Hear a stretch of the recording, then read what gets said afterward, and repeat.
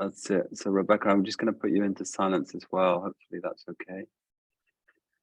Welcome. So welcome everybody. And so this is, the last class of 2022. So thanks to all of you really for making it happen. The initiative came from the group before last, Saskia's group. They requested it. So and I think it's been really good. It's been good for me to and for Salata just to connect with teaching once a week or every 2 weeks. I know Salata's just done a little run of classes to sort of balance up. So he'll be back next week, which will be 2023. So yeah, it feels like an achievement, as I said, to have done a year of working this way. I think it is a useful resource, and we do record the videos. So I know people are using the videos. If you've got time, I know there's so much material out there online, but this is kind of for us, so it's a way of connecting. And so what we're going to be doing is a lot of yin practice. So you're going to need bits of gear. So I'm going to start with a bolster. So we're going to get straight in, actually. So you can move back to your space. I'd like you to put a bolster. Let me know if there's any problems with sound, please. And the bolster is going to go across your mat.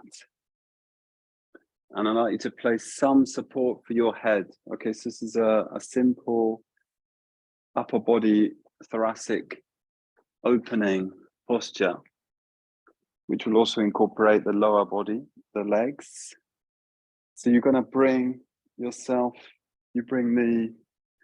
bolster into the mid back. You're looking to bring it in around T10, I guess, between T8, T10. So it's towards the lower section of the shoulder blade. So your arms, you can lengthen out to the sides. And the bolster is below the armpit area. It's lifting the sternum, lifting the chest. And the soles of the feet we can bring together. You can bring the feet in towards you. And you may want to play a bit with the position of the bolster. So it's not too low, not too high.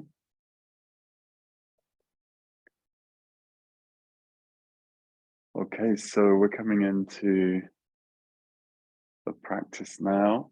So I'd like us to develop a sense of awareness. I'm going to be drawing from these 5 aspects of awareness that we've been teaching through our classes.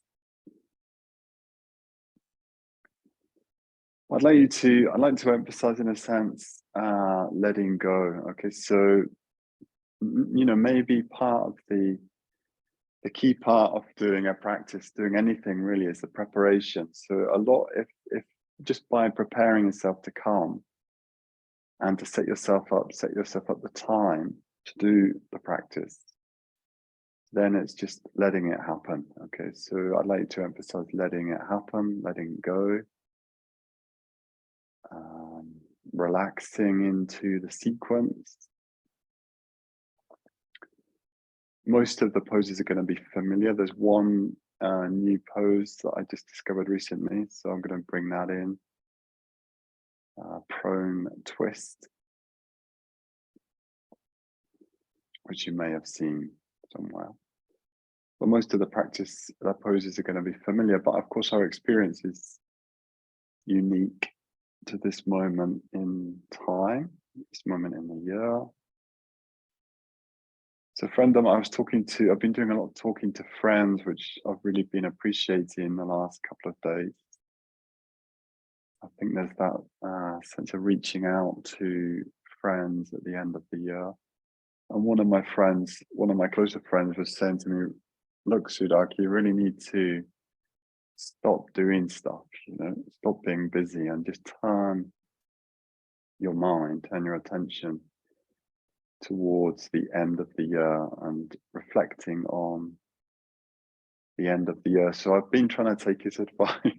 It's not easy, as we know. I mean, one thing, if you're a parent, you know that you never quite put down the job of parenting.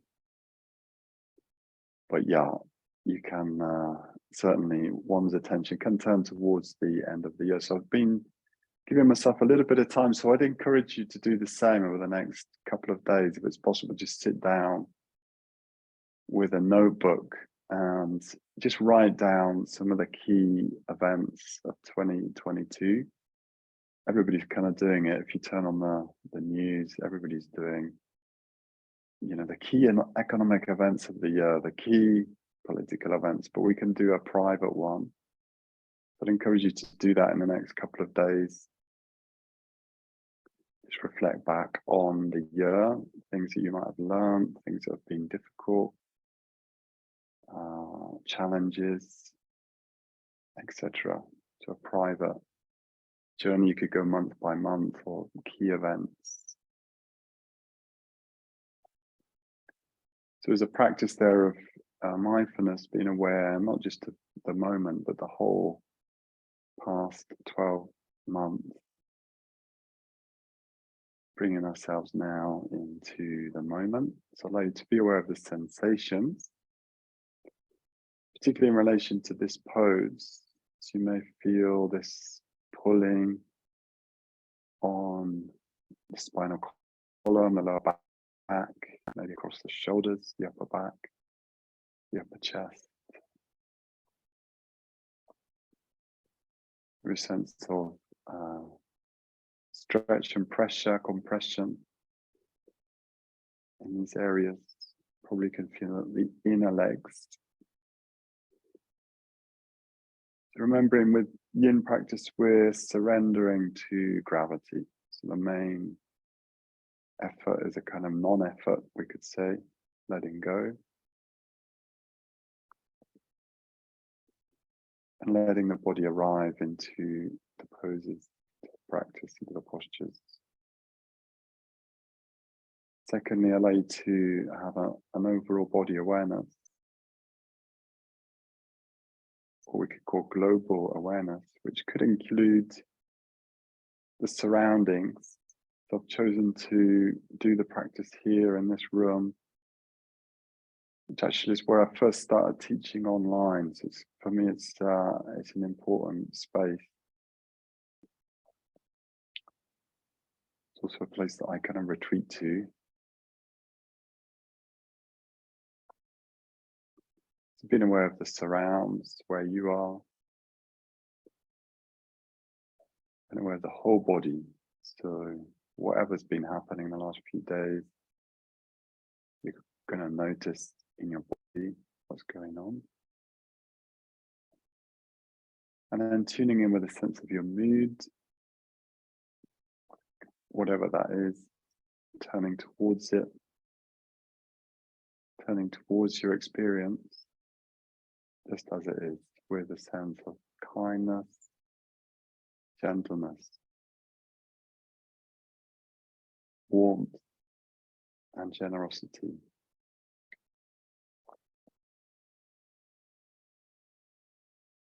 And then being aware that our experience, our existence is marked by this characteristic of change,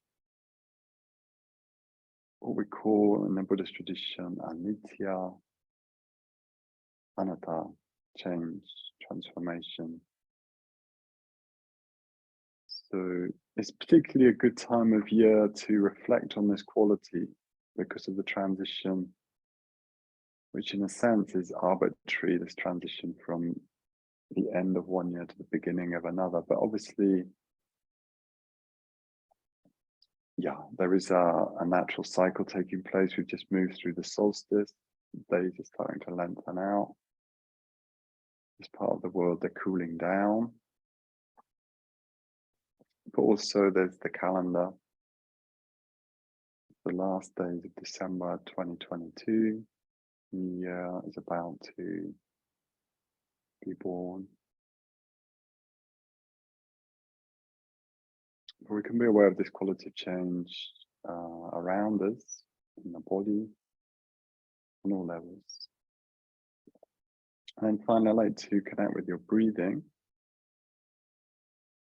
So feeling the breath. So with this whole practice today, we can let the body breathe freely.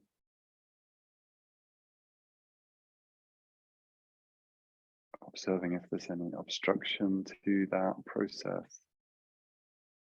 Don't need to do any kind of special breath.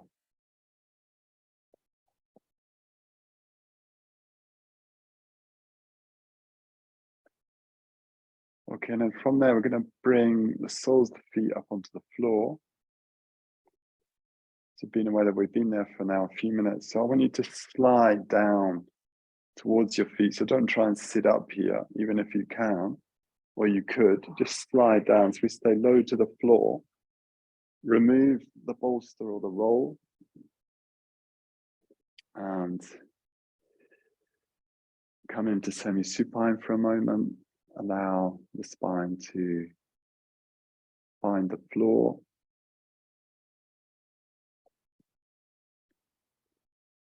Being aware of the quality of the floor, the hardness, the coolness, sensations in the back of the body. From there, we're going to turn to come round. And I want us to make a pile now of gear. So if you can, you use the bricks that you had for your head. And then you stack your bolster on top, but you might even want a little bit more height.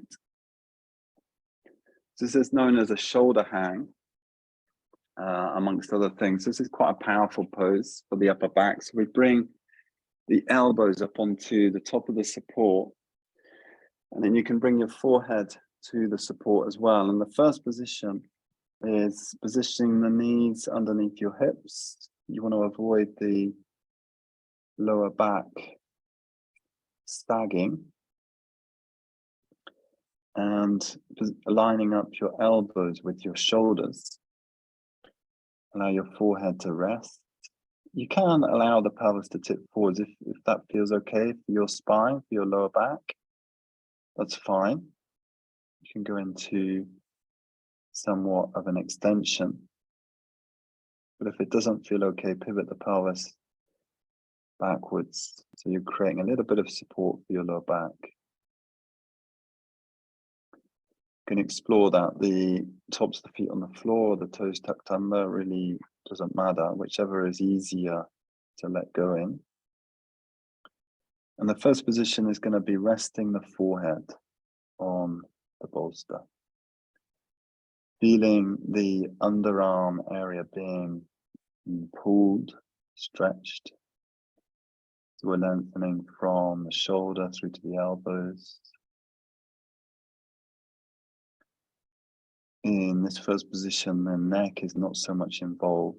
What you will see when we hang the head through, that changes. And we can close the eyes for a few moments and just settle into this position, tuning the sensations, allowing your body to settle into the position, into the pose.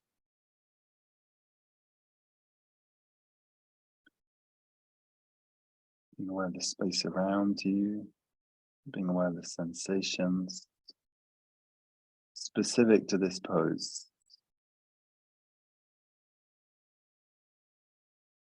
Remembering the yin practice is about softening, letting go. It's about building flexibility, these deep stretches, working down into the connective tissues, releasing blockages, unwinding. So there will be a release of energy. So any kind of stagnation in the joints, we start to stimulate that stagnation, as it were, in the energetic system. We'll be unblocking, releasing that.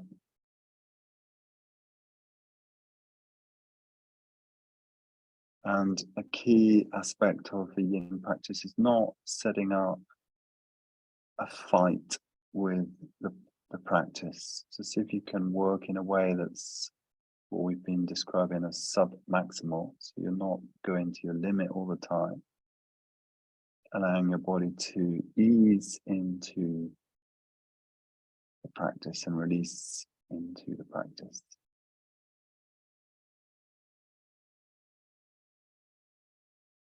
Noticing if you're wanting to push or expecting something to happen. See if we can just be here.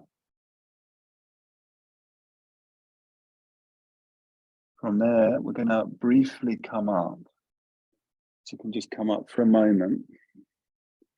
And then the second version, to keep the elbows more or less in line with your shoulders, the idea is to let the head hang. So you will need quite a bit of height for that to happen.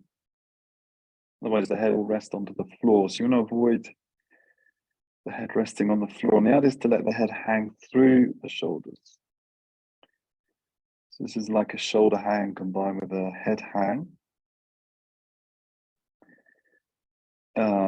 Probably more intense, more sensations. We're incorporating some work around the base of the neck, the sides of the neck. So again, the same instructions for like the lower body. So if it's helpful to tip the pelvis back to keep the lower spine more neutral, then do engage the pelvis in that way. Otherwise, you could explore allowing the pelvis to tip forwards. So you would exaggerate more the lordosis of the lower spine. That's okay. It depends on the sensations. If it doesn't feel okay, then introduce some supporting action, rolling the pelvis back. Allowing the crown of the head to sink down. But it's free floating, so the head's free floating. Connecting with your breath.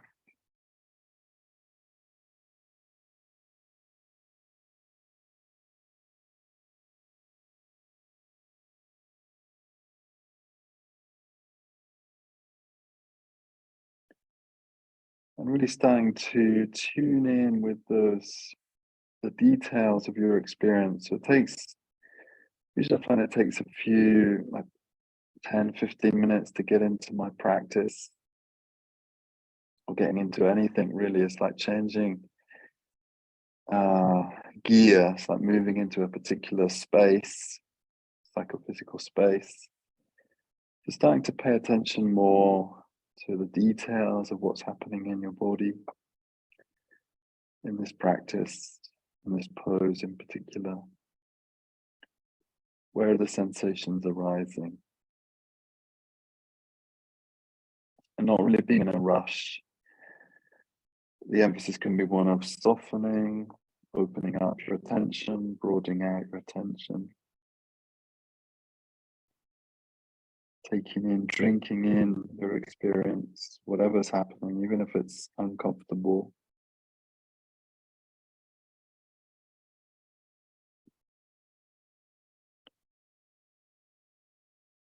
From there, again, we're going to carefully move up and forwards, and this time, sit back onto the feet. Okay, so a few people have switched their cameras off, that's fine. I'm going to trust that the sound and the visual cues are there, okay? So do let me know if that's not happening. So we're gonna move this gear now out of the way, and maybe it's helpful to have one brick here. So I was teaching this recently on a weekend, actually, like a presential weekend, you know, with bodies in the room, okay? And so this is like where we cross, so we're gonna cross the elbows in front of us, cross the arms, and you bring your elbows down underneath your chest. And the idea is to drop your weight through the outer arms. So you may need to support your head, and you may need to bring the arms higher if it doesn't work with your chest area. So I'd like you to explore how to set that up. One possibility, if your chest is feels uncomfortable on the chest, is to support the lower ribs area, and that might give you a little bit more space. But the intention is to let the weight go into the outer arms, observing which of your arms is on top. Okay, so in my case, I've just put my right arm higher than the lower arm, so just checking which one is higher, and allowing your weight to sink through. So this is intense. Sensations are usually quite intense in this pose. Breathing into your experience, allowing your arms to relax, the hands to relax, thumbs, fingers.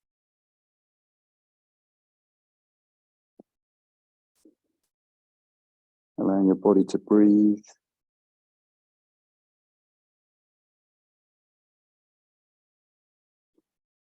So it's intense on the shoulders. If you can also relax more globally, so relaxing around the hips, the buttocks, the belly. Relaxing the face.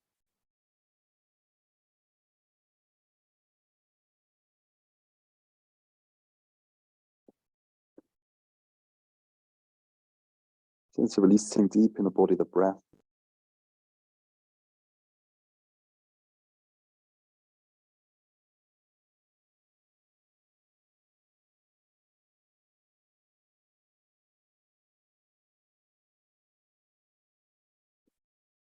Turning your attention towards the sensations in this particular pose.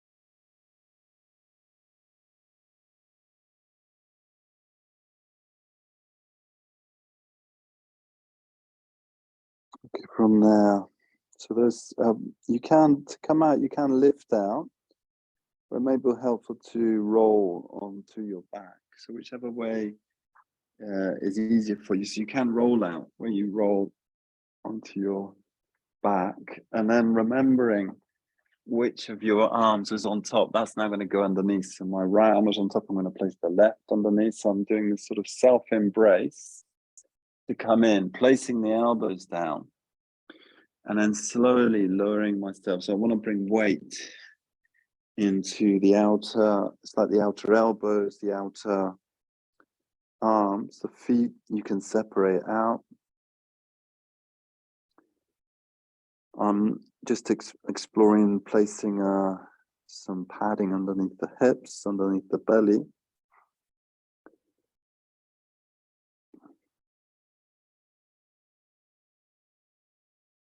The idea is to get a sense of downward pressure through the outer arms. Okay, so the elbows, it really depends on how it feels on the chest area. So my elbows are sort of forwards of the upper chest area, towards even the throat area.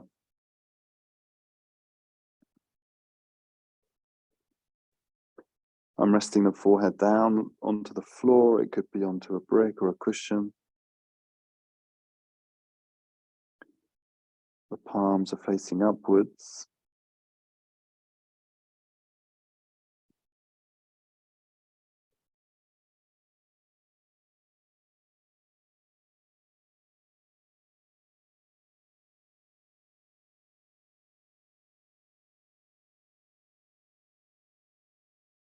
And we're allowing ourselves to sink into place, posture, which a name always eludes me. So it's like basically a shoulder stretch, intense shoulder stretch.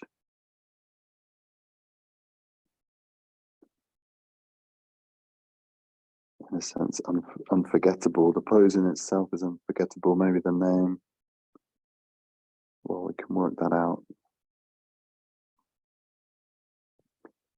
So even though you may feel this around the shoulders,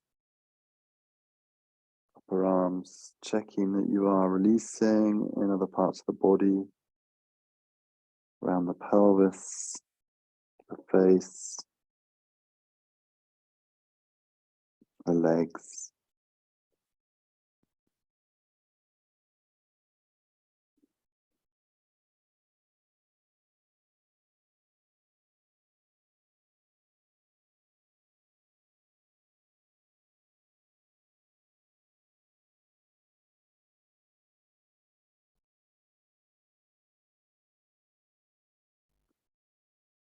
Really letting go of the hands, the feet.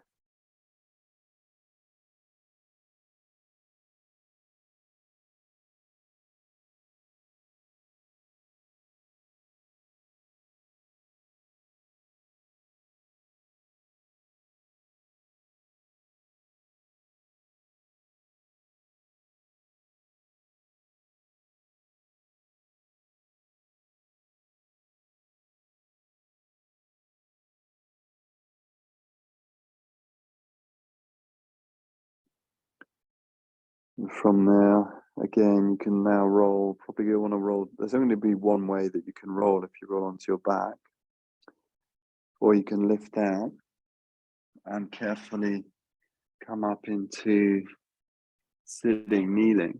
I've just realized it would be helpful to have a belt, which I didn't put in the list. I'm just going to grab a belt. If you haven't got one, that's fine. Don't worry. We can improvise. So we're going to sit onto the heels. And I'd like us to take the right arm forwards, and then the right arm we're going to take around the back of the body. Shall do this sideways. Take the right arm around the back of the one. You can use your left hand to bring in line bring in as close as possible to the center line your right elbow. So it may be helpful to have a belt now, because we're going to take the left arm up and see if we can hook the fingertips. If the fingertips don't hook, then you can grab two ends of a belt. So coming into Gomukhasana, I like to lift your left elbow consciously upwards, sense of weight going into your sitting bones, so you're growing the spine, so we're now in the vertical axis. And again, so we're working into a similar area, like the outer shoulder that we just did with the crossed arms forward, laying pose. It's slightly different. And this is a classical pose, Gomukhasana, at least the arms. Later on, we'll come to the legs and the pelvis. And then just checking that you're softening in the chest area, so we're not pushing the chest forwards. Allowing the spine to grow. So we're bringing in a sense of deep stretch into the shoulder area. See if you can let go as much as possible. I'm going to hold this for a couple of minutes on each side. Breathing here.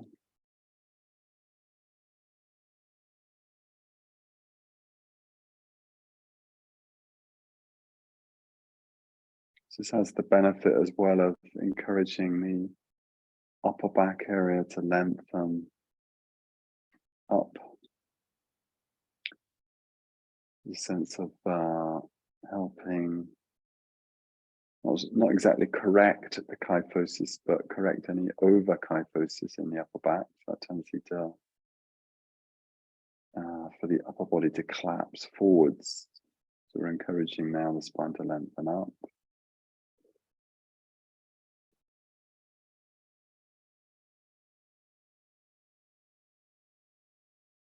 Breathing through the sensations, sense of softening as much as is possible.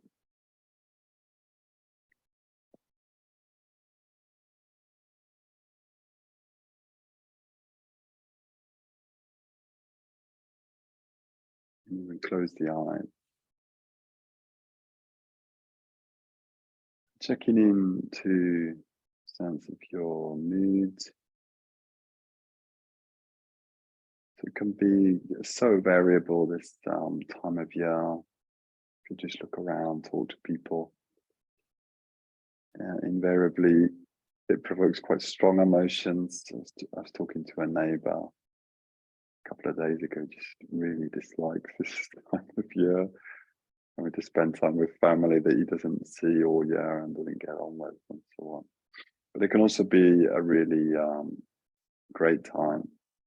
Looking at the kids have just had a great time having their present. So just seeing for yourself how you're feeling about this whole end of year time, tuning in with that. And releasing the arms. So we're doing quite long holds. So you could leave the belt on the right shoulder, taking your left arm around the back now, and use your right arm to encourage the left arm in, the left elbow into the center line. Reach up through the right arm and see if we can hook. So one side's probably going to be easier. I don't know for you what that one is. For me, this is easier this side. If not, using a strap to make the connection. Consciously lifting the right elbow skywards towards the sky. At the same time, a sense of weight sinking through the sitting bones, enjoying sense of the vertical axis, bringing your body into this, it's almost like a meditative position, seated. This image of being seated between heaven and earth. Spinal column is the connection. Crown lifting towards the sky. Sitting bones. Pelvic floor rooted towards the earth. Through the feet.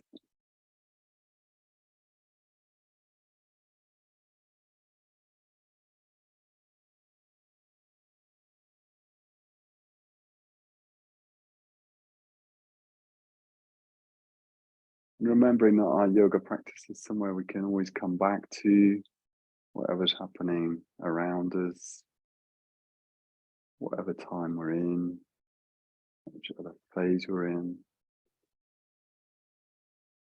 Yoga practice is a place we can come back into. Sense of grounded, centered awareness.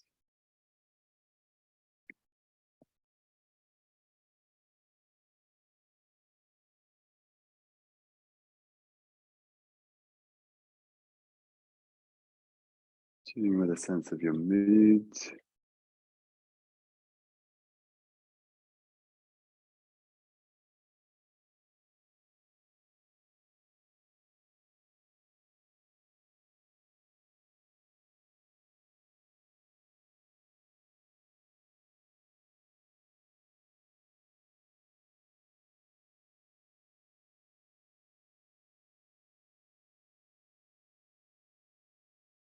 Enjoying a sense of lengthening through the upper back, the thoracic area. And then we're going to release out the arms for a moment. I'd like you to carefully come off your feet, off your legs, coming into all fours for a moment. And you can stretch out one leg at a time.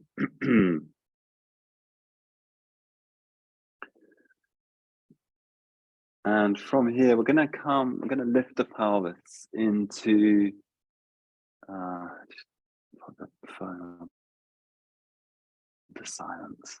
So we're going to lift the pelvis into the dog pose, but it doesn't need to be a really precise dog pose, just to bring some weight bearing into the arms, into the palm, through the shoulders. You can lift your pelvis if you want to take your heels down. Go for it. If you want to stretch the backs of the legs out in that way, go for it. Breathing there. And then coming back to all fours, I want to come into a weight-bearing pose. So we're going to drop down onto the forearms and come into a simple plank shape. So we're tucking the toes under, extend the legs. So you're hovering over the floor, feeling the work there. So if that's too strong for you, drop to your knees. Okay, so you're just lifting your pelvis and your chest off the floor. We'll do this a couple of times. If you want to do a more gentle version to begin with, so dropping the knees to the floor, or if you're more familiar with this practice, then legs straight, bringing the shoulders, hips, ankles in line, breathing there, gaze down, forearms bearing your weight. When you're ready, releasing down. I'm going to come into child's pose for a moment. With child's pose, thread the arms through the legs. So there's a gentle pressure on the outer arms, which should feel fairly pleasant, given the series of shoulder poses we've just done. Resting your forehead down.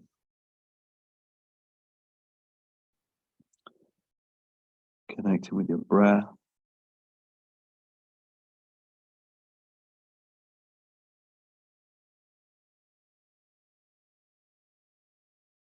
And releasing out again, coming into setup for plank. So the forearms down, tucking the toes under, exploring straightening the legs, hovering over the floor for a few moments, probably not minutes, unless you're doing this really regularly. This is creating tone through the whole body, the whole length of the body. Weight bearing through the upper body. Breathing.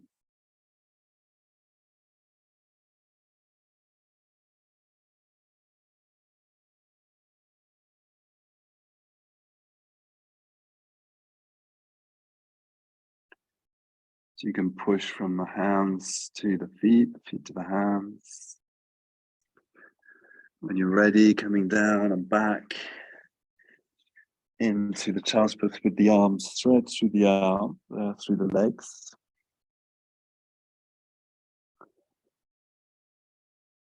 And resting there.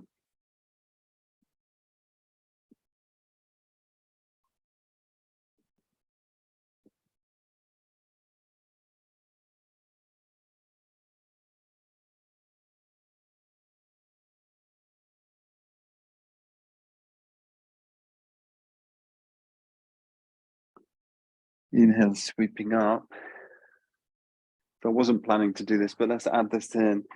So when you to come onto your side and you rest down, we'll just do on each side the side plank. So my knees, I'm taking the knees back, more or less in line with the hips, in line with the chest, and I'm resting onto one forearm.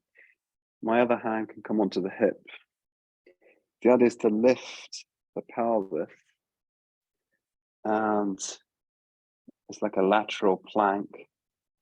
Probably easier than the last position. So your weight bearing into one side, feet together, the lower limbs together, and supporting your weight on one side of the body. In my case, I'm on the left forearm down. The left elbow is more or less underneath the left shoulder. Keep releasing down. I'm going to turn round. So that'll give you another perspective. The right forearm down. Shins together, well, the inner legs together, lifting into the side plank. Okay, noticing if one side is easier than the other. Bringing yourself into alignment, sense of shoulders, hips, and knees in line. This is really beneficial for the lower back area, sort of like corrective work for strengthening and aligning the lower back, working asymmetrically, any imbalances.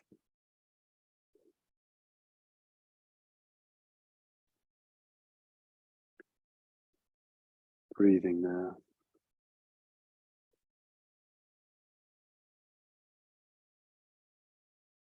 Supporting your weight through just the one arm. Yeah. And when you're ready, coming down. And I'd like you to have, if you've got one, a cork brick. If you haven't got a cork brick, then that's the ideal prop, is the cork brick. Then what you can work with is 4 foam bricks. So if you haven't got the foam bricks, then we can, I'll show it without any equipment actually, because I know some people are in places where they can't. So I wanted to come back with one last pose for the shoulders. So you're going to lift up into bridge. So we'll do this without any equipment. Interlace your fingers underneath you and squeeze the elbows towards each other. Just opening the front upper chest area. So we're doing this unsupported. This will engage the legs, the buttocks. You're lifting your chest towards your chin, neck releasing, squeezing the elbows towards each other, and then release down. That's one option. If you've got the cork brick or the foam bricks, then I'd like you to lift again, and this time place the brick underneath the sacrum. You should be able to sustain this a bit longer. Again, interlace the fingers.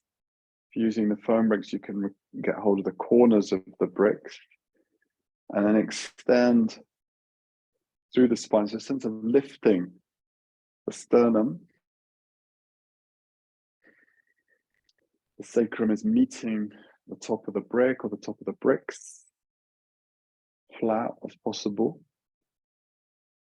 This does open the front of the pelvis a little bit, extending through your arms.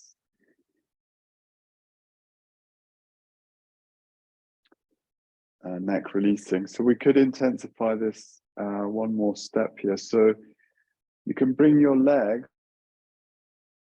up to the vertical. So if this works for you, if it doesn't work for you, then stay with the feet on the floor. If you haven't got the bricks, then you're not going to be doing this. You just come back down to the floor again and repeat the bridge pose with the interlaced fingers. Here, emphasizing lifting the center of the chest. There's a sense of active lifting. So it's not so yin, this pose. It's got an element of being more dynamic, more active, more yang. But I wanted to put it in as a sort of transition between the upper body and the lower body. Sense of lifting through the legs, through to the soles of the feet. If you've got the legs in the vertical, I guess you could adapt that. If you haven't got the bricks, you could support your hands, your pelvis onto your hands. Some of you would have done that with me or done that with us at some point. Always checking that the neck is under no strain at all.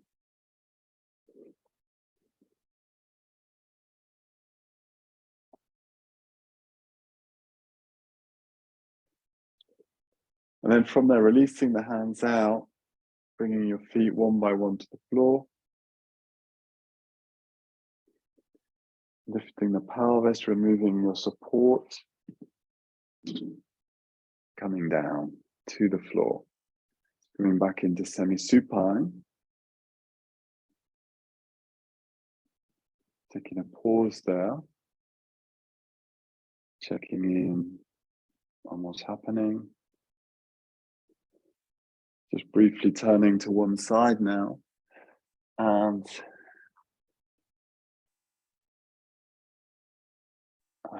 okay, so that's right. Okay, so we're going to come down onto one side again. Let me see which is the best way. I'm going to do this where I'm facing away from you. So I want you to rest onto one side. I want you to swing. So I'm going to rest onto my right side. I want you to swing your your right leg back. And bend up the right leg. So you reach for the right leg with the left hand. And then we can turn towards the ceiling. We're in a twist. It's like a supine twist. So the chest is facing towards the ceiling, but we're stretching through the lower leg, the right leg in this case, the right thigh. There's a little bit of a back bend going on. Your left leg is moving towards you, moving towards the chest. And we're in a pose that's known as cat-tail pose. If you want to stay more on your side, you can. So you just rest your head onto the lower arm, onto the right arm, with the intention to stretch the left thigh, the right thigh. Breathing there.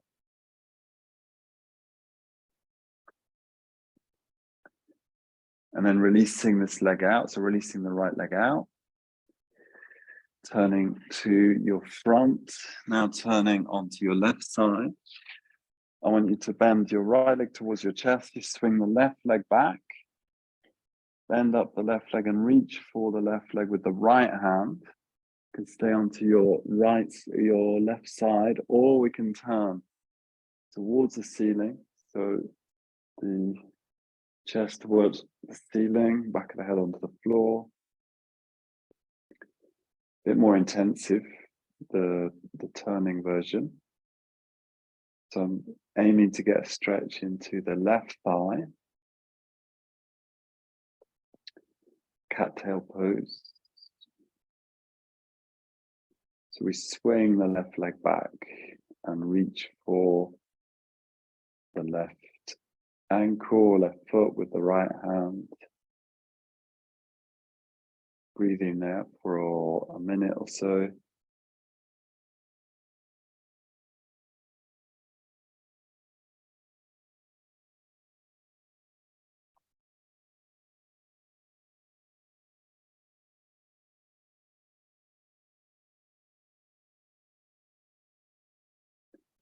If you prefer being on the side of the body, then you can.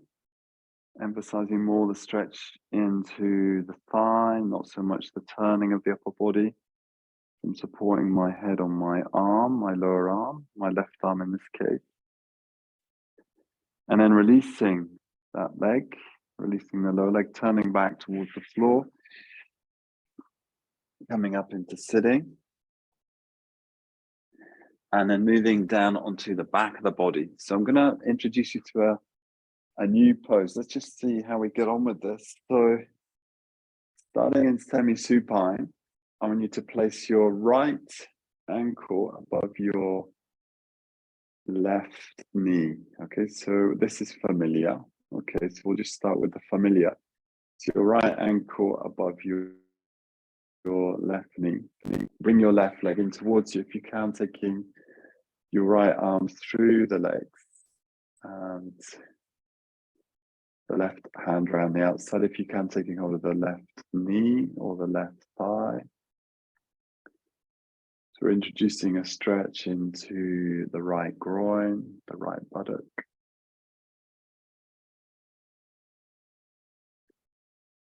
Sometimes called thread the needles. It's like a half lotus position. Hip stretch. Okay, so we're going to release the foot back down, the left foot back to the floor.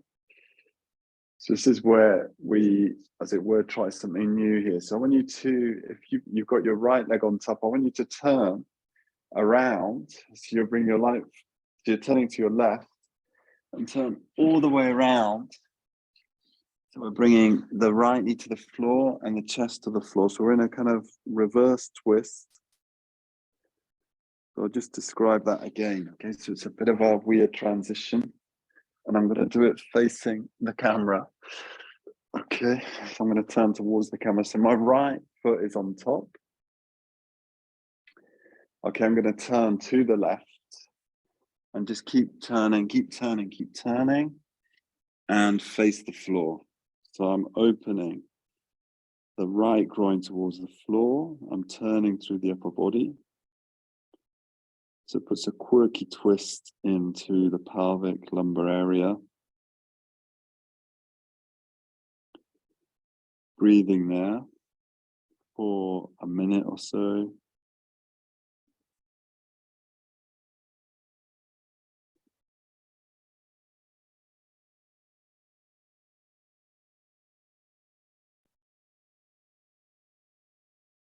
Feeling the belly moving towards the floor.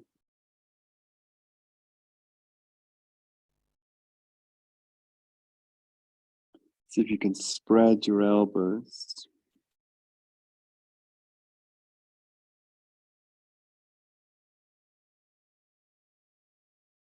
Allow the shoulders to relax.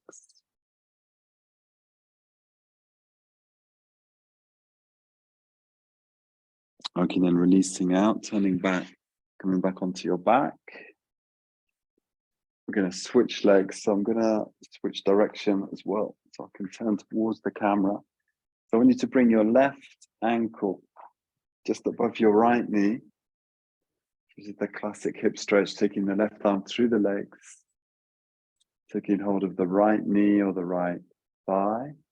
So working first of all into that groin, on the left side into the left buttock, head resting on the floor.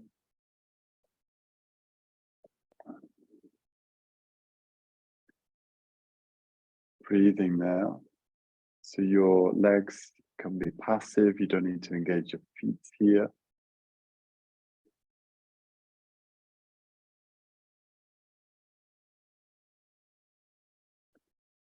And then from here, so the right foot comes to the floor, and we're going to turn to the right. So the left knee, the left ankle is on the right knee. We're going to turn to the right, and I'm turning all the way around. So I want to turn the chest towards the floor.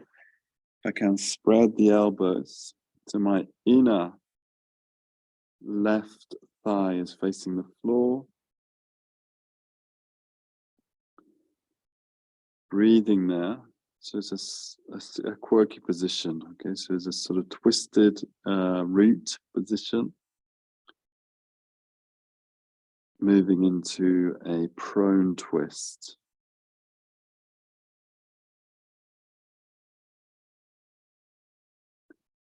Again, tuning in with the sensations there.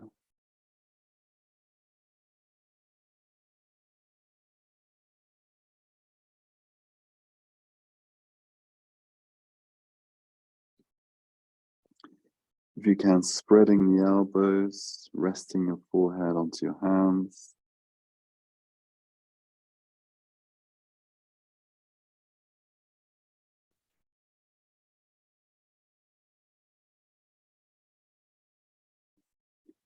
Being aware of the position of your legs. So given that it's maybe a new position for you, it's almost like there's a sense of not knowing where your legs are in space.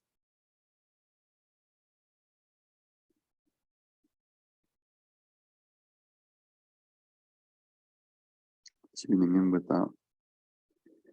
And then carefully from there, turning back round, coming back into semi-supine, releasing the legs, coming back into semi-supine,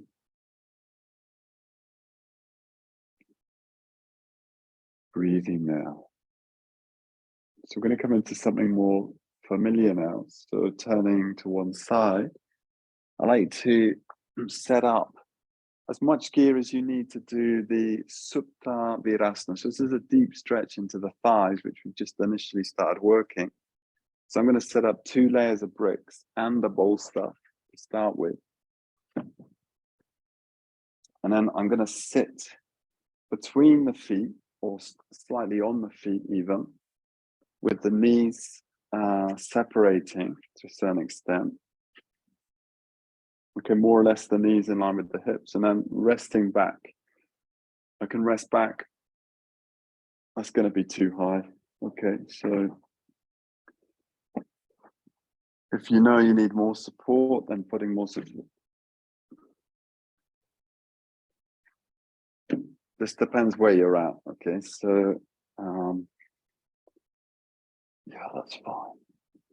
So some support for the head, and looking to get this a sub-maximal position. So we're not working really intensely, but where there is a challenge, you can release the thighs more deeply.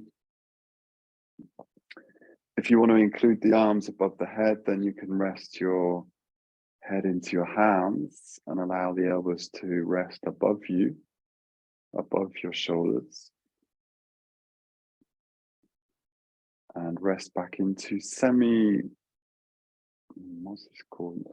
Supta Virasana, so the reclining hero's pose. The last 2 poses were the cattail and that quirky twist. We're partly preparing for this one as we worked into the thighs. And this is working as a deep stretch into the hip area also.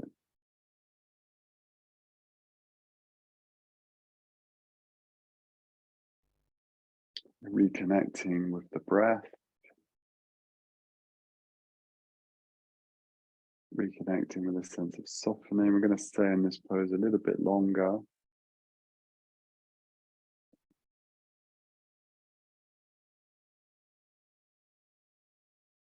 So you can really soften in the thighs, softening in the hips.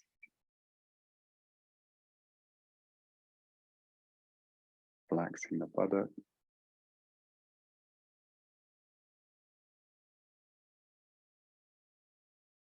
Listening in to the breath.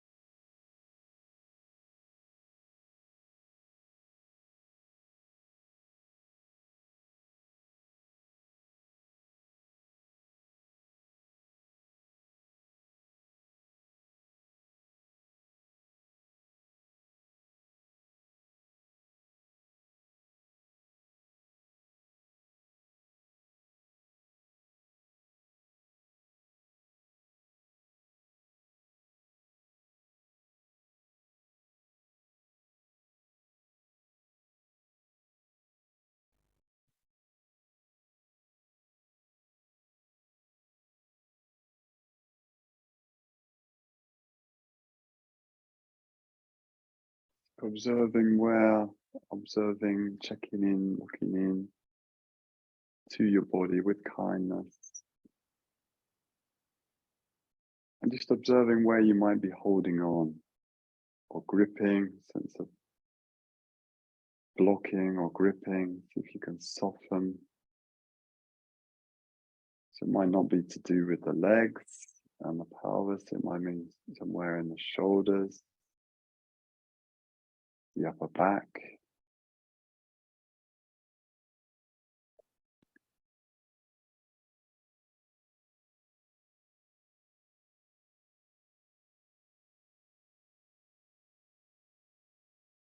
And be more in one side of the body than the other.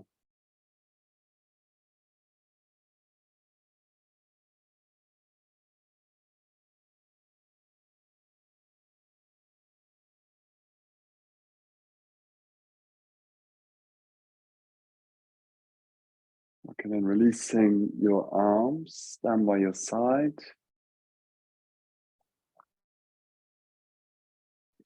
Carefully coming back up into the seated position.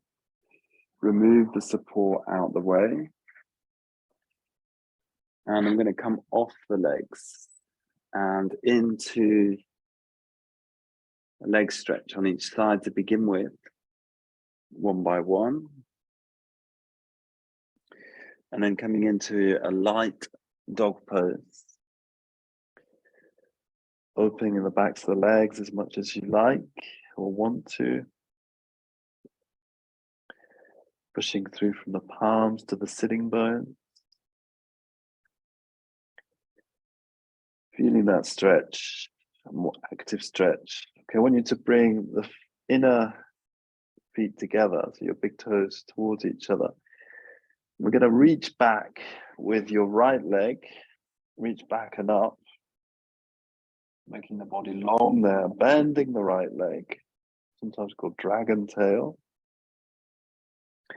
And then we're going to swing the right leg forwards into the upward swan. Okay, so I was going to do the downward swan, the sleeping swan, but we're going to go straight into the upward swan.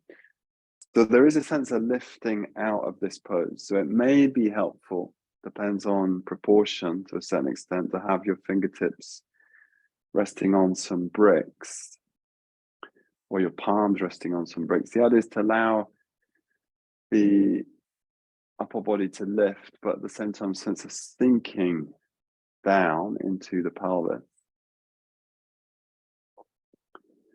The gaze can go up as well for a part of the practice in its position. So we're aiming to get a stretch down into what is going to be the front of the left leg, hip flexor, and the right rotator, buttock area.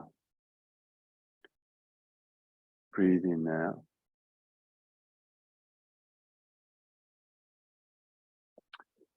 We're going to lace together. So I've done this sequence before. We're going to lace together 3 poses, 3 or 4 poses on this side. So with the upward swan, there is a sense of lifting upwards, but you can at the same time hang into the pose.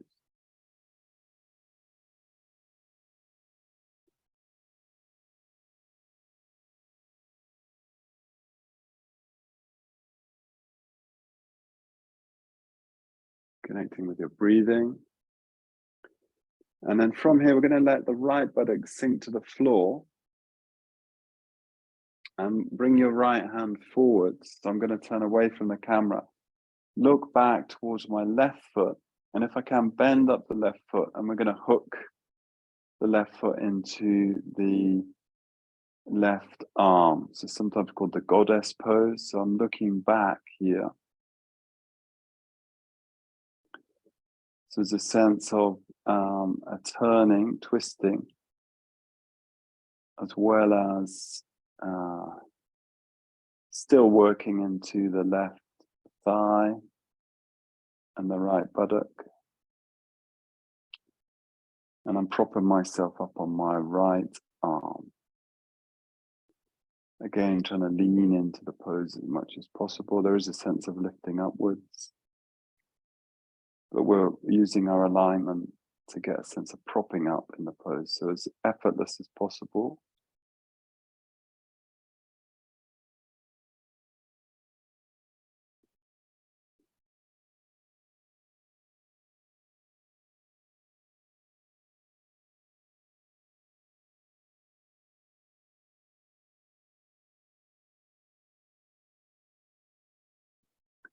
And then we're going to release out the left leg. I want you to swing the left leg forwards now into what's called shoelace. This is a somewhat classic yin pose. So the idea is to interlace the legs and then replace the arms on the top knee, allowing our weight to sink into the sitting bones. Now your left leg is on top, your right leg is still underneath.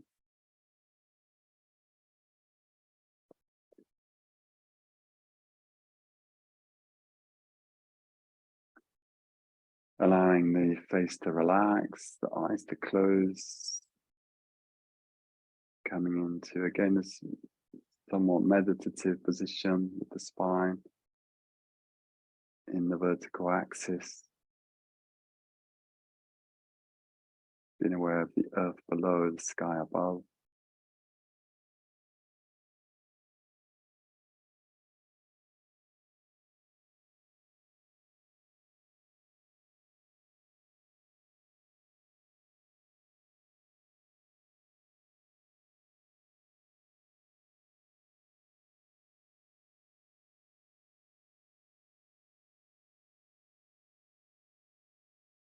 You can do check that your weight is going through the sitting bones, even slightly forward edge of the sitting bones.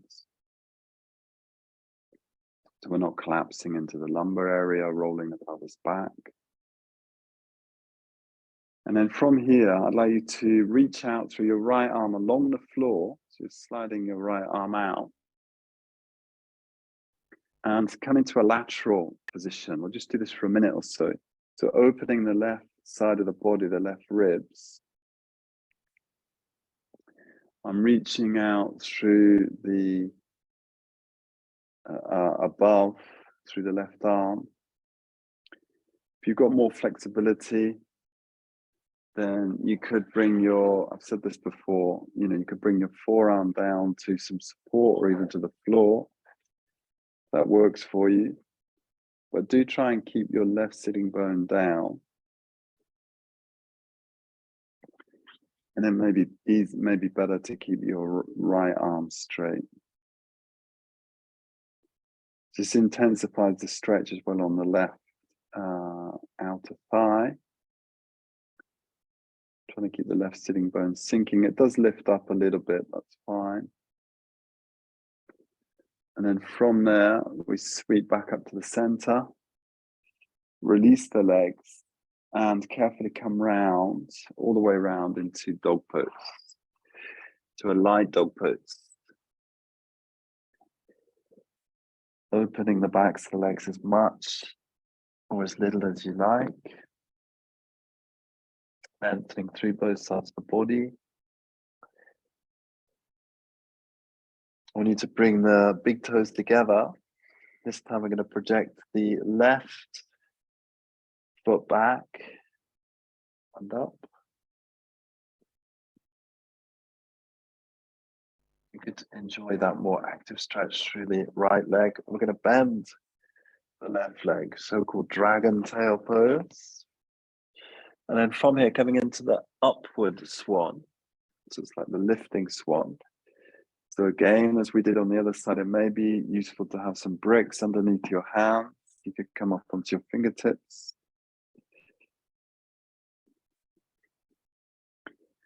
Lifting the gaze slightly for part of the practice. The sense of extension through the neck. Noting any differences between your right and left side. So if you can also try dropping down onto the palms, a sense of hanging into the pose. Might be easier that way. Though it has got an, as I've said, there's a sort of upward dynamic in this version, which is different from the sleeping swan. So if you prefer doing the sleeping swan, just go for it. Don't feel obliged to stay here in the upward swan. Sense of, with the upward swan, sense of lifting. There's an extension through the spine, lengthening from the pubic bone up through to the throat area.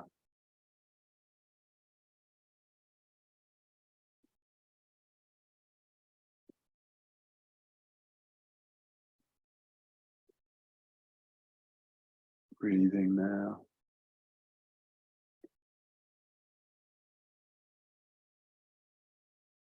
So it's more difficult to completely let go in the upward swan. It's less yin-like. So it can, to avoid any straining, we're not going to stay for so long, like a minute or so, and then we're going to drop the left buttock to the floor and slide the left hand forwards. Bend the right leg. And see if you can hook the right foot into the right elbow. And we look back, so-called goddess pose or mermaid pose. You can visualize yourself as a mermaid on a rock. And there's a sense of, we're still working that front right thigh. Less intensive on the left hip area, but we're introducing a lateral extension of the spine.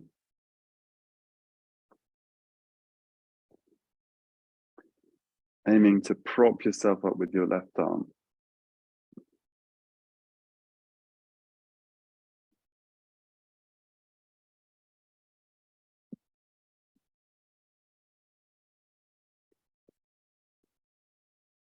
Breathing now.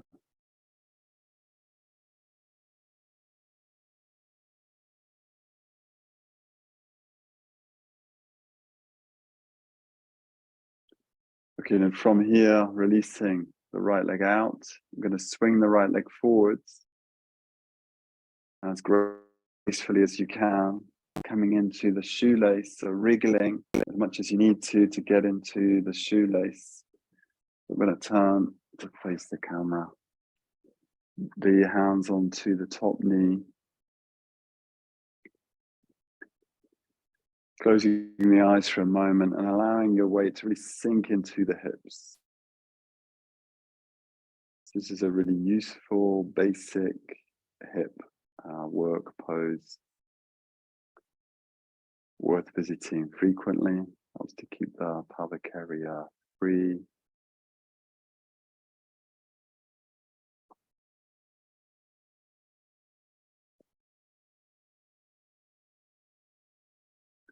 Sense of growing your spine, vertebra by vertebra. And once again, just checking in with a sense of your mood, your energy, level of presence. Gently climbing into your experience, being in the body, in the moment.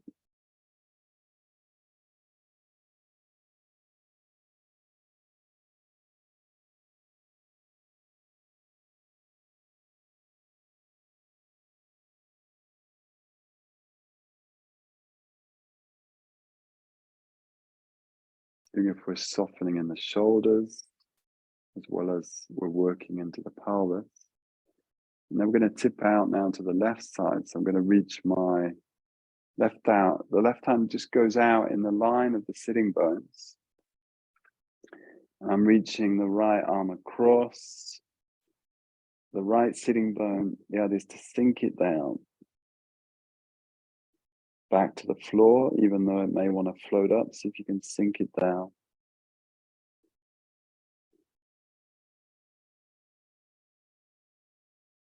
If you've got more flexible in this direction, more flexibility in this direction, then do drop onto your forearm if you want to work that way.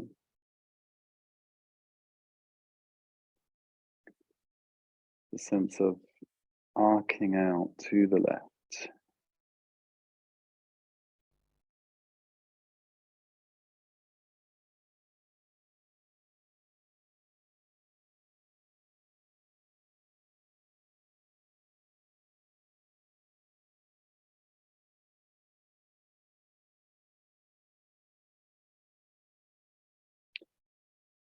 Breathing into the stretch. So you will notice this heightens the work in the outer right hip leg area. On an inhale, we're going to float back up to the vertical and release the legs forwards for a moment. Okay, and then I'm going to change my mat, which you don't need to do. I'm just going to change the orientation of my mat. So I can demonstrate the next move. You can just stay where you are. And I'd like you to sit so your knees are wide across lengthways down your mat. So you've got one, if you see what I mean. Yeah. So you've got the whole length of the mat out in front of you. And then we're going to bring a bolster or some sort of padding in front of you. So I'm sitting onto, let me just move back a bit. I'm sitting onto my feet. My knees are separating. I've got the bolster. So this is sometimes called the frog pose. Okay, so the idea is to bring our weight up and sink it into the groin. So we've sort of been here a little bit with that quirky twist where we're opening the groin towards the floor, but we're doing this quite consciously now, opening the groins towards the floor, bringing the chest down onto the support or even onto the floor and resting here. So your chin can rest forward, so you can rest the forehead down. Your feet you can keep together or not, really up to you. I'm just going to let my lower legs do what they want. So they're resting towards the floor, but the emphasis is working into that front groin, inner leg area, working with gravity.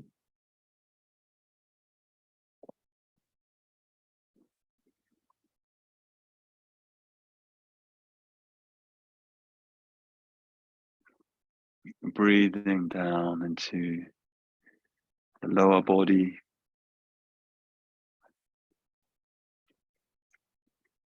You can play with the angle by bringing your chest back more or taking it forwards more.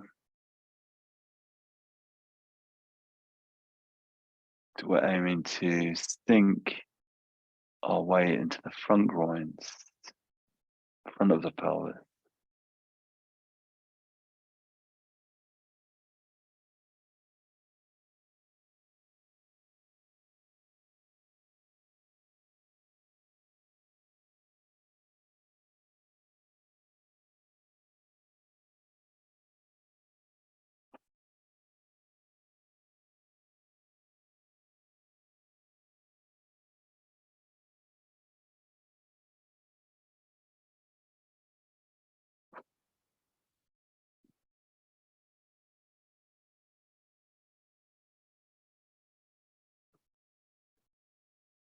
Checking out what's happening there.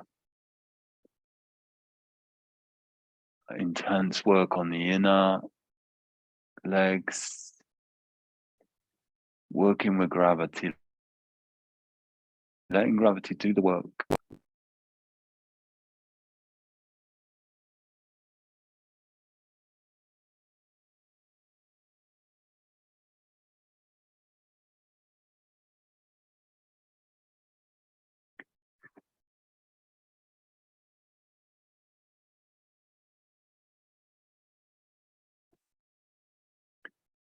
Allowing the upper body to soften as well. If you can, taking the elbows wide. Allowing your chest to be supported. That's working for you. You can prop yourself up on your forearms if resting the chest onto the support doesn't work for you. Makes it a little bit more active in the upper body. Okay, so from there, we're going to prop ourselves up and very carefully come back, okay? So you're bringing your knees in towards each other. Just going to reorientate my mat. You could sit back onto your feet for a moment.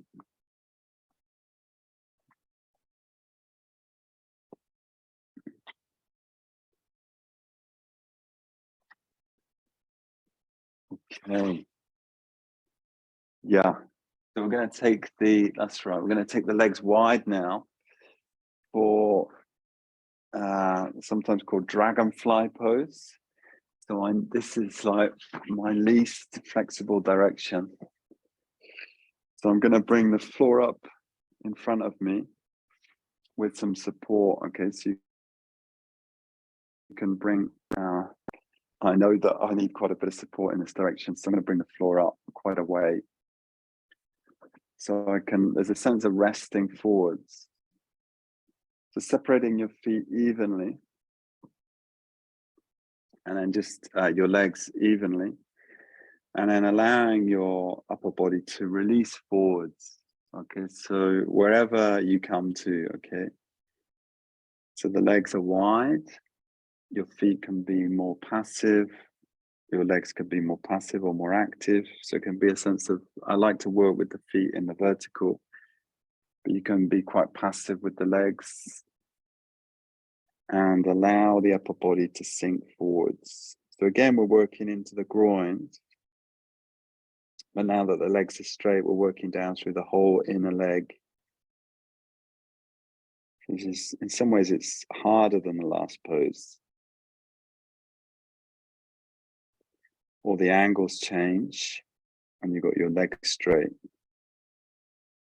So it's more challenging for the pelvis and the legs, even though we're working again into the groins.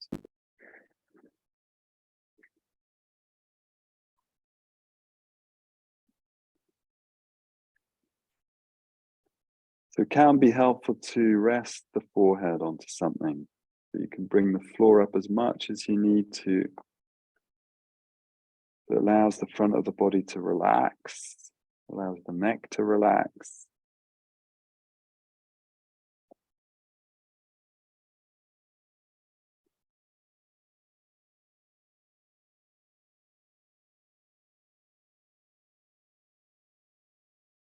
Working here symmetrically in the pose, so both sides more or less even.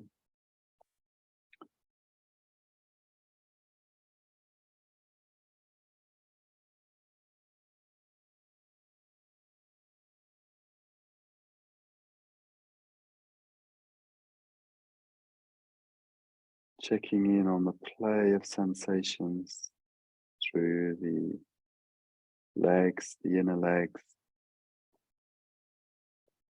into your pelvis.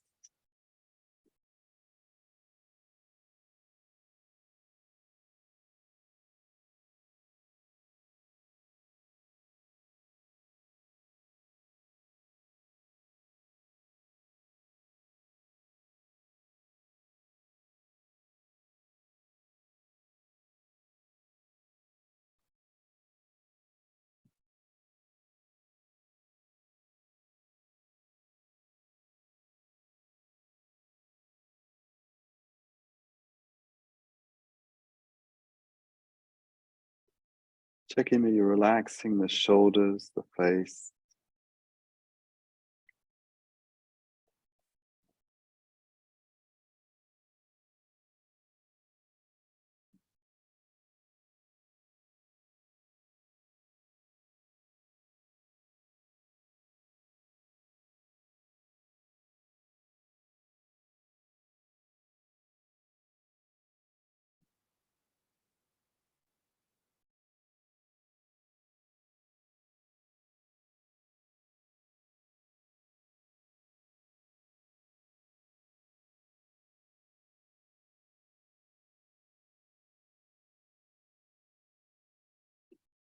Working, and from there, very carefully restacking your spine back up to the vertical.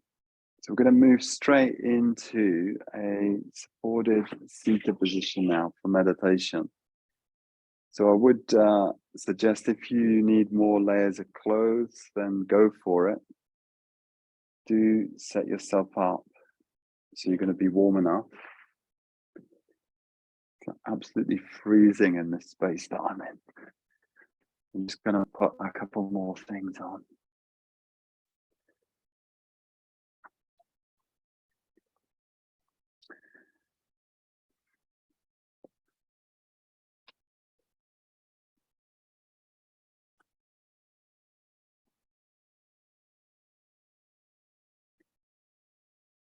So I'm going to leave Shavasana for you to do in your own time, okay?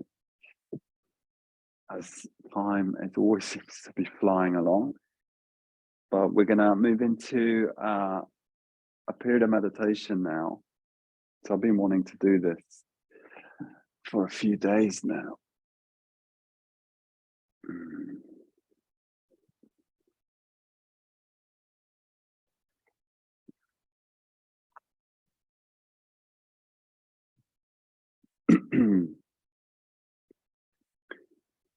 So I'd like you to come into vertical axis. So it does make a difference. I've been, over the last few years, I've been practicing doing meditation lying down, probably as much as I've been doing it sitting up. And I noticed that energetically, there's a sense of a stronger presence when I'm doing it in the vertical. So we've got an opportunity now to meditate that way. So again, looking for a sense of alignment in your body. So we've worked through the upper back, shoulder area, then through the lower body, pelvis and legs. In the sequence of feeling the sense of aliveness in your body.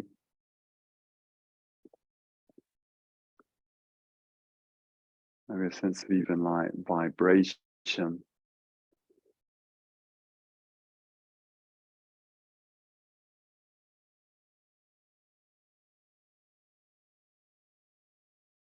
Tingling sensations. And finding a position for your hands.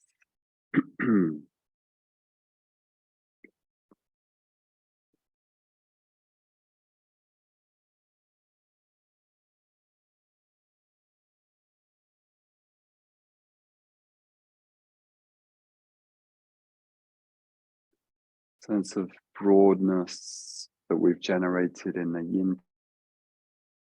practice, sense of broad across the pelvis, broad across the chest area. Openness. We're going to move into a practice of the loving kindness or metta bhavana, it's called. We're going to do 3 stages. So the first stage will be ourselves, second stage will be those of us in this practice space together. And then the third stage will be everyone else.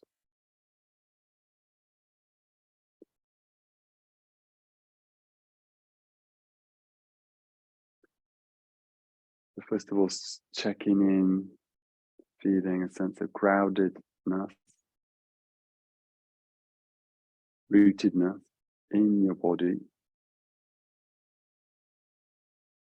And this body, just as it is, with its imperfections and fragilities, vulnerability.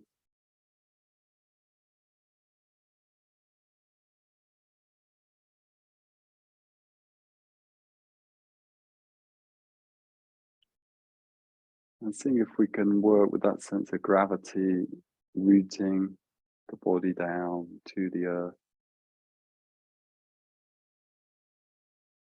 At the same time, feeling the spine in the vertical axis growing towards the sky, towards the crown. And a sense of that central channel from the crown to the pelvis, aligned and open.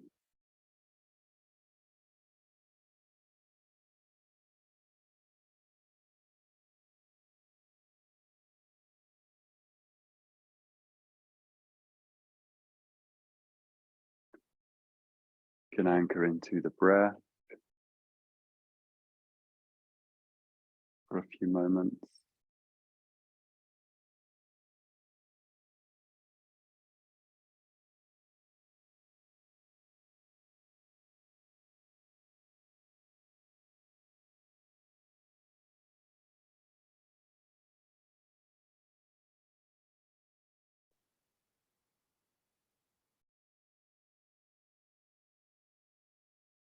and allowing the body to breathe freely.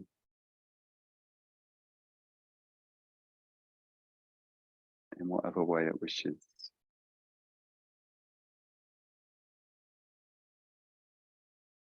Loving kindness meditation.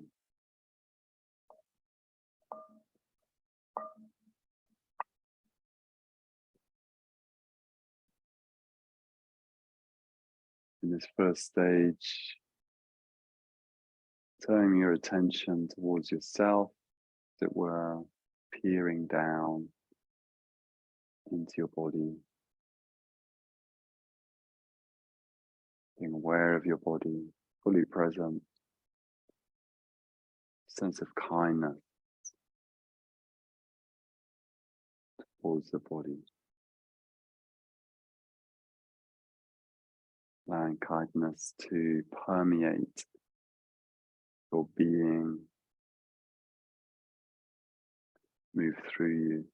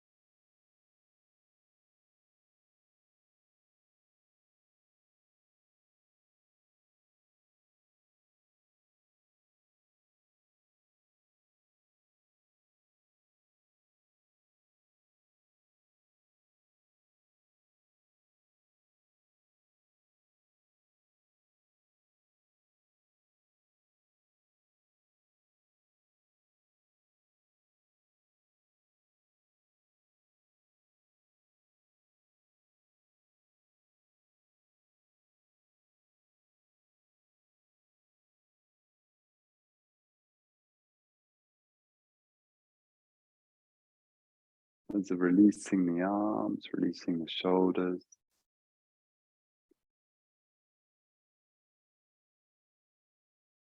Feeling the pelvis grounded through sitting bones, through to the ground, to the earth.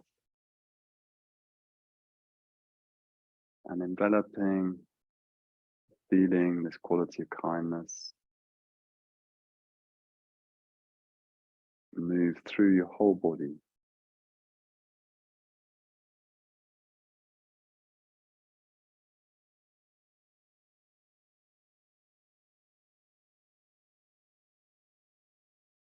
Breathing in this quality of kindness, breathing out the quality of kindness.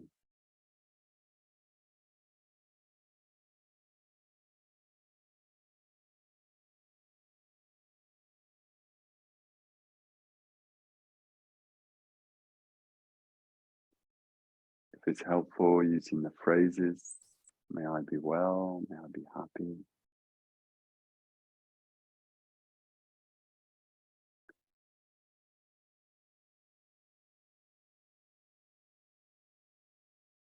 May I be fulfilled, content, may I overcome difficulties.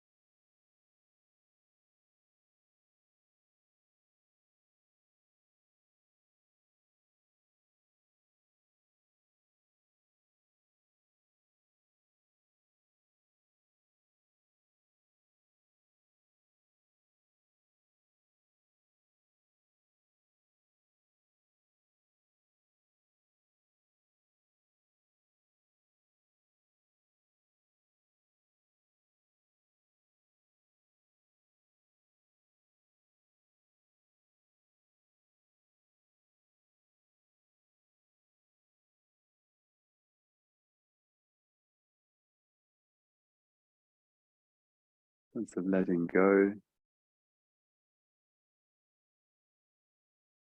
surrendering to the practice, surrendering to this quality of gentleness, kindness, that permeates your being.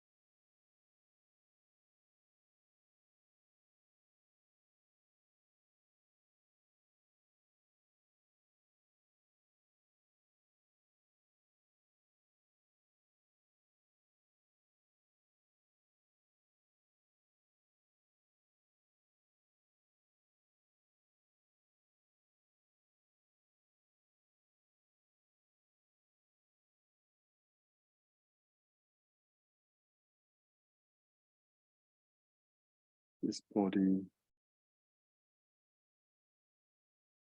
enveloping it in gentleness, warmth, appreciation.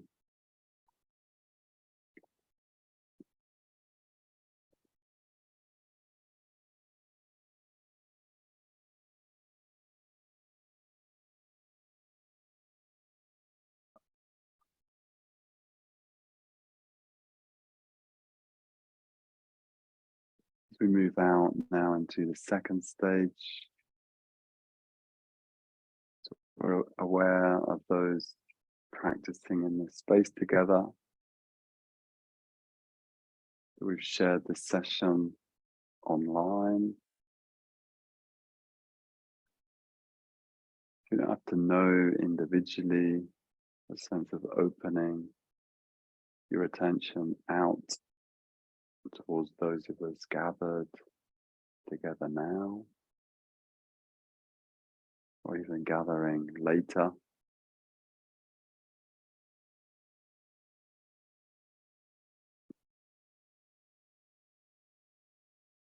And being aware that there's a sense of shared support for practicing together.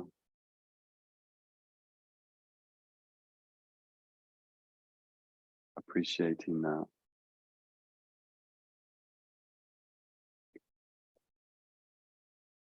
Just knowing that others are practicing in their own home is a benefit to us, encourages us, inspires us.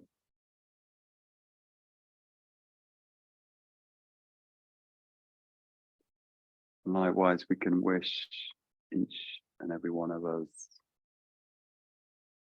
to be well, to be happy, to be fulfilled, content, overcome difficulties, hindrances, suffering.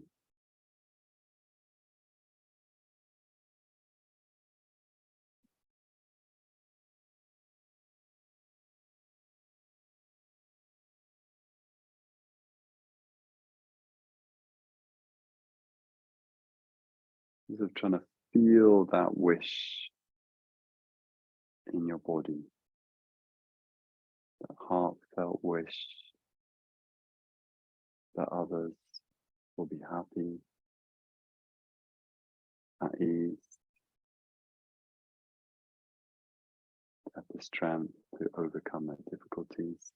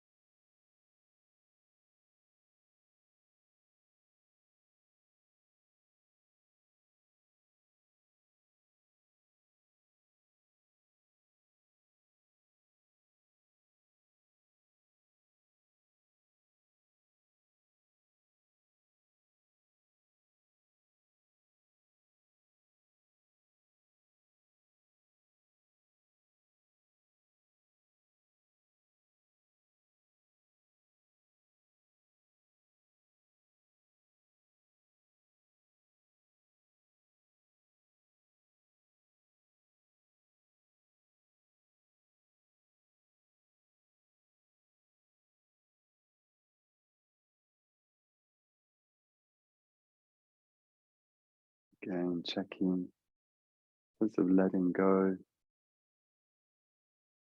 in the body, feeling that grounded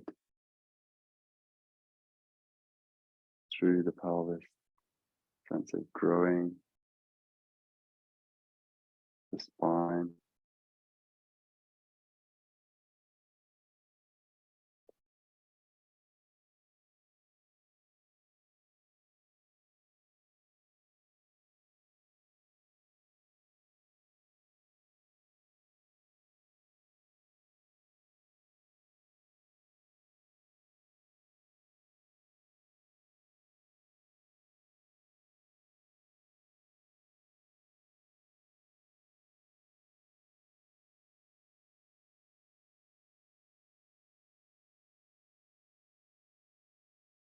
May all of us here gathered in this practice be well, be happy, content.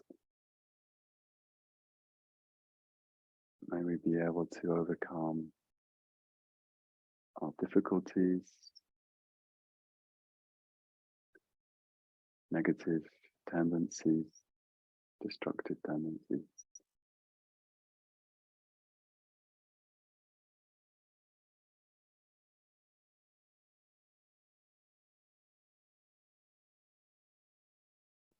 May we bring kindness into the world, gentleness.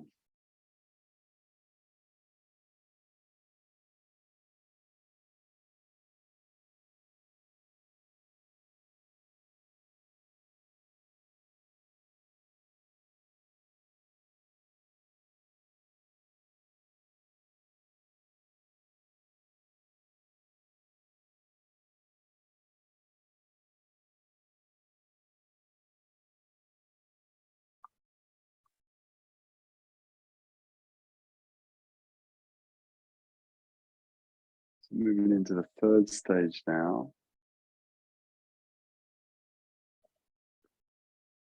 Being aware of ourselves, being aware of us, practicing.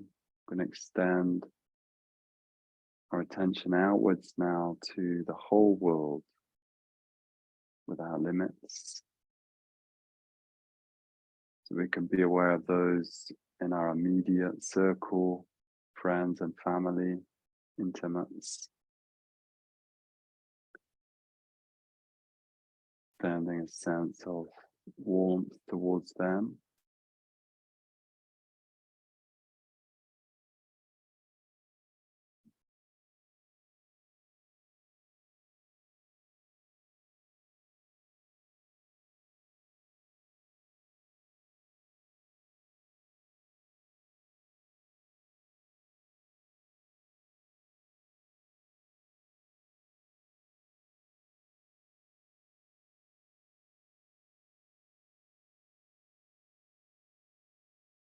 And then from there, expanding your awareness into the space around you, wherever you are, the village or town, countryside around you.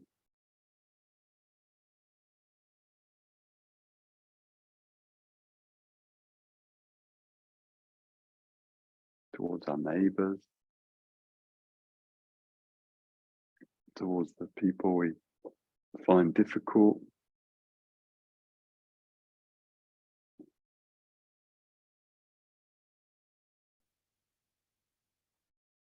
And we can be aware in this stage of many, many beings, some happy, content, fulfilled, others suffering, strife, conflict,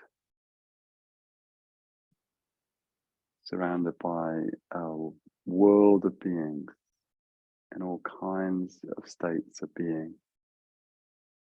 states of mind, physical states. May they all be well. May they all find solutions to their difficulty. May they overcome, alleviate their suffering.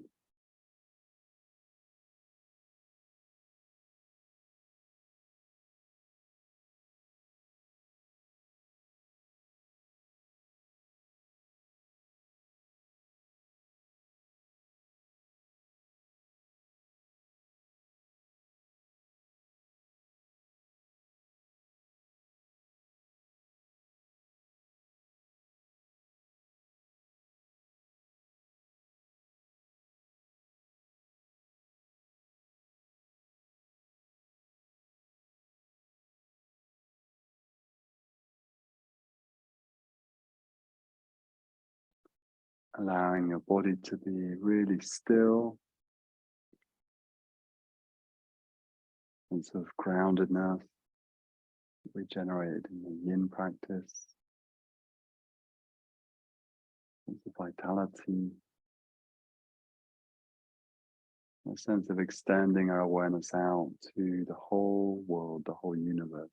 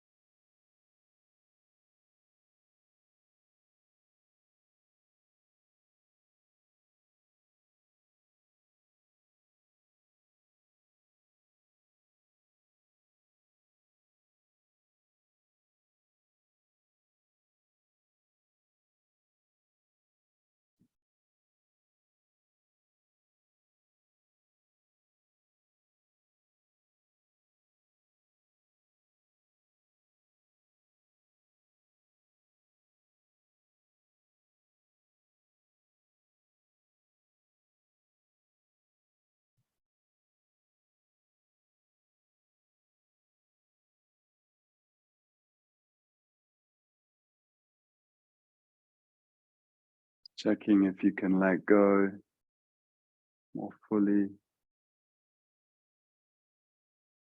being here just for the last few moments of this session, being fully present,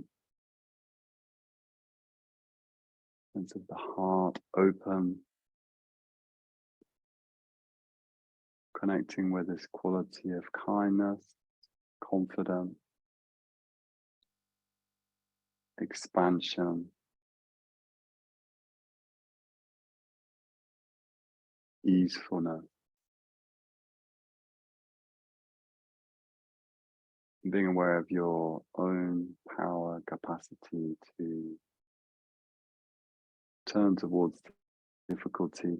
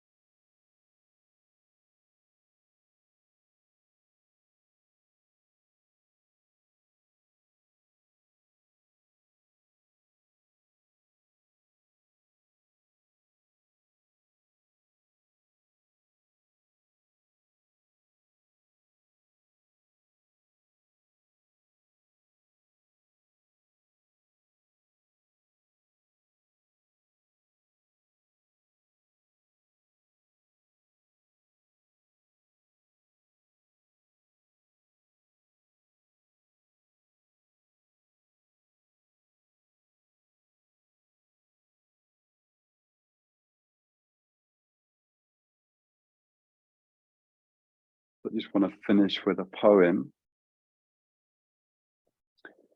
I'm just going to move a little bit closer to the machine,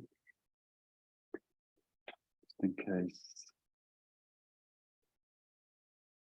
Hopefully everybody can hear me still. Okay, so I'm just going to read a poem from David White called Sweet Darkness. When your eyes are tired, the world is tired also. When your vision has gone, no part of the world can find you.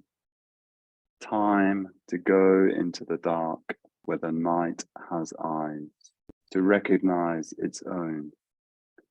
There you can be sure you are not beyond love. The dark will be your home tonight. The night will give you a horizon further than you can see. You must learn one thing. The world was made to be free in. Give up all the other worlds except the one to which you belong. Sometimes it takes darkness and the sweet confinement of your aloneness to learn anything or anyone that does not bring you alive is too small for you. Sometimes it takes darkness and the sweet confinement of your aloneness to learn anything or anyone that does not bring you alive is too small for you.